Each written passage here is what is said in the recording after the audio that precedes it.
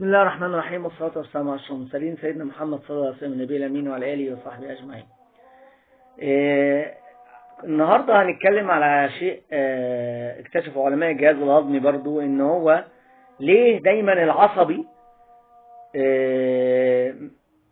يعني مش سهل إن هو يدخن، وليه المدخن الشره بيبقى معظم الوقت نحيف، ولو حاول يبطل يدخن او بطل يدخن يبدأ يدخن.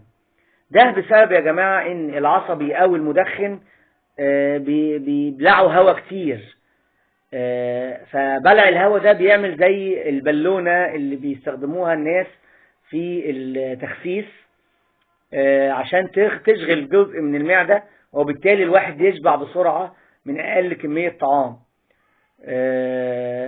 فسواء العصبي بيبلع هواء كتير وهو بيتعصب او بيتنرفز، او المدخن وهو بيدخن بيبلع هواء كتير، فهي تلاقي معدته مليانه هواء، دي بتسخن حيز كبير، فيجي ياكل ما ياكلش وجبات كتير، او بتبقى نفسه مسدوده في معظم الاحيان.